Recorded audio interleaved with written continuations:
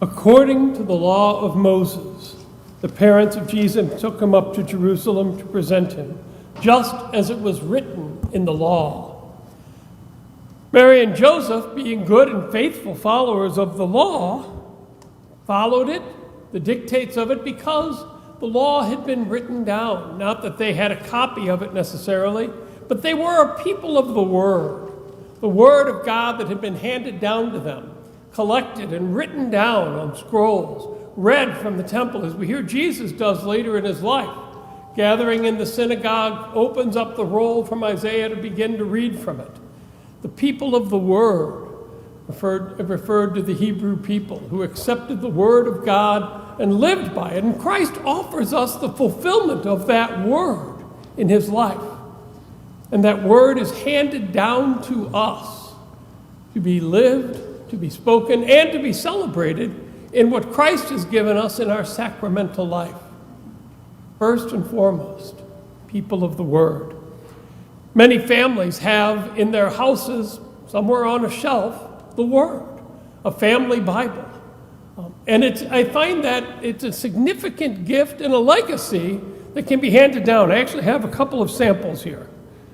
I have a Bible given to a good Protestant girl in 1928 by her engaged young man because she wanted to learn more about the Catholics. So she asked for a Catholic Bible.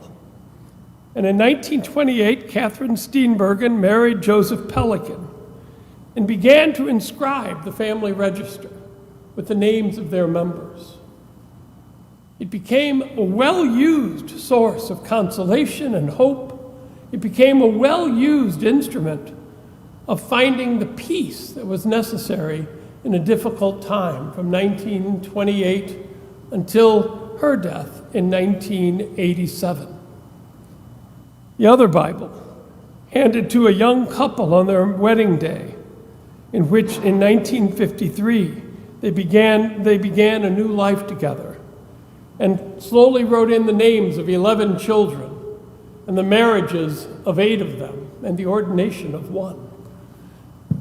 The family Bible, well used, well worn, and reminds us that we are called to be people of the Word, people who rely upon the Word of God to nurture that sense of family, that sense of unity, that sense of our identity. And keeping the book up to date in those pages in the middle that allow us to write in the names of births, deaths, marriages, ordinations, remind us that we are a living family, seeking to put forth the Word of God into the world today and allow it to fill us as well with that hope, that promise, and that encouragement. This feast day of the Holy Family is offered to us by the Church shortly after Christmas to remind us that our families are the place where Christ is first nurtured, discovered, shared, fostered, and taught. That from the Word of God comes forth the hope of salvation, and that the family Bible, read from, given a place of honor, encouraged to be looked through and read, becomes a symbol of that growing family love for Christ and his church. This feast of the Holy Family affords us the opportunity to ask, how do we make the Word of Jesus Christ and the Word Christ himself present in our home? How do we allow it to influence us in a way so that, like St. Paul urges, parents don't become too difficult for their children, and children show proper respect and honor for their parents? That the relationship of the home begins to be a reminder of how we are to relate to those beyond the home. That we learn the basic charity and goodness offered to each person by the example fostered and nurtured within the home. How do each of us contribute to the holiness of our family and the holiness of each member? This feast of the Holy Family reminds us that as people of the Word and the sacrament, we are to make present the reality of Christ in our homes.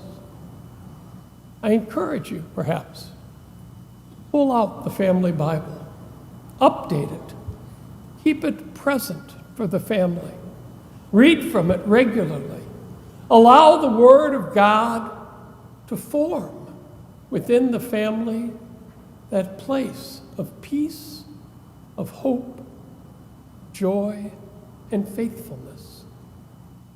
Let us, in our word and action, proclaim Christ for all nations.